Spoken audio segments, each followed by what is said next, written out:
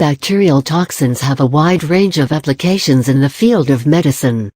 Two among them are endotoxins and exotoxins. Buzzle does an endotoxins versus exotoxins comparison to explain them in a better way. Botox. Small doses of toxin produced by the bacterium Clostridium botulinum is injected into the muscles for the temporary removal of wrinkles around the eyes and of frown lines between the eyebrows. Toxins are small molecules, peptides, or proteins produced by living cells that are capable of causing diseases or structural damage when they come in contact or are absorbed by tissues. They basically act by interfering in the proper functioning of enzymes or cell receptors. The severity of toxin may vary depending upon the chemical of the toxin itself or the susceptibility of the cells. In the microbial world, there are a lot of bacteria and fungi that produce toxins. These toxins may be produced to assist their dissemination of the organism producing it. Sometimes, it may be produced to invade the host's defense mechanisms, whereas in some cases, they are produced to eliminate the competition for food and space. They can sometimes be the toxic metabolic wastes of the organisms. Bacterial toxins are of two types: endotoxins and exotoxins. Here, we explain the difference between the two toxins. Endotoxins versus exotoxins. Definition: endotoxins. An endotoxin is an intrinsic, heat-stable component of the gram-negative bacterial cell wall which, in higher doses, is capable of inducing a fever.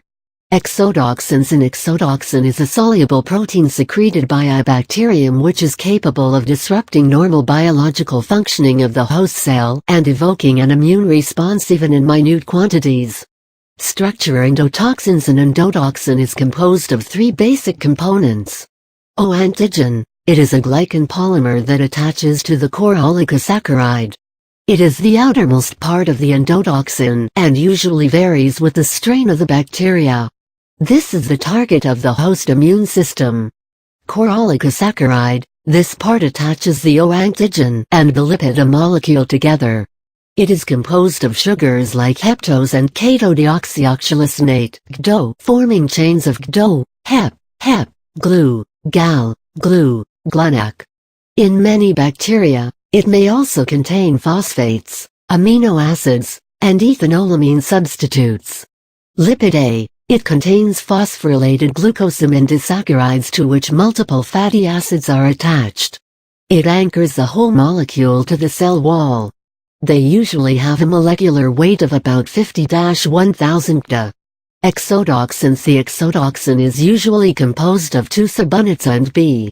The A subunit is seen to have a catalytic activity, whereas the B subunit is required for binding with an appropriate cell receptor.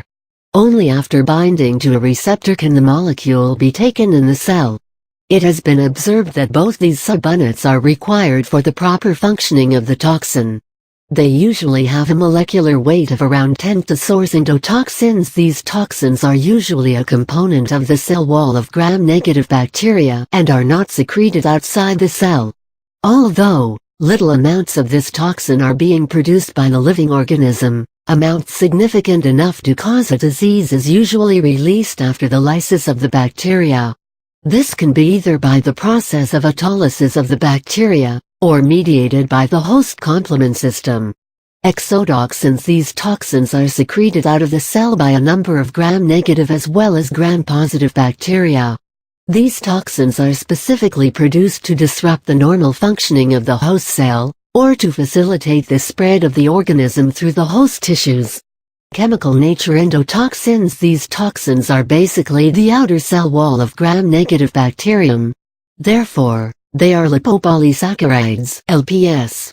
Exotoxins. These toxins are enzymes produced by bacteria, and hence, these molecules are proteins.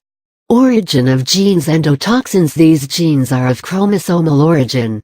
Exotoxins. Mostly, these genes have originated from bacteriophages. Antigenicity. Antigenicity is the capacity of a foreign substance to induce an immune response in a host cell. Endotoxins. As these toxins are nothing but LPS. They are not easily recognized by the host immune system, and therefore, evoke much of an immune response. These substances are, however, pyrogenic, induce fever in nature. Exotoxins. These toxins are foreign proteins that are distinct from the host proteins and can be easily recognized by the host cell and can therefore evoke a large immune response. These substances are non-pyrogenic in nature. Formation of toxoids. A toxoid is created by inactivating the toxic component of a toxin and maintaining the antigenicity at the same time. These are usually administered as a vaccine and help in the generation of antibodies against toxins. Endotoxins. A toxoid cannot be generated against these toxins. Exotoxins. A number of toxoids have already been created for such toxins and are used for the prevention of diphtheria, botulism, and tetanus. Other parameters. Specificity. Endotoxins as compared to exotoxins. Endotoxins are not very specific in nature. Exotoxins. Exotoxins are enzymes. This makes them highly specific in their mechanism and for their host cells. Potency. Endotoxins. A large amount of toxin is needed to cause a disease. Thus, their potency is not very high. Exotoxins. A single toxin molecule can act on a large number of host cells, large turnover number. Therefore, very little toxin is needed to cause a disease. These toxins are thus very potent. Heat stability. Endotoxins. Endotoxins usually do not denature at 100 degrees Celsius for an hour and are said to be heat stable. Exotoxins. Apart from some heat-stable exotoxins, these usually denature at temperatures above 60 degrees Celsius and are said to be heat-labile. Examples. Some examples of bacteria that produce endotoxins are Rhodobacter sphaeroides. Some examples of bacteria that produce exotoxins are Corynebacterium, diphtheria, Bordetella pertussis.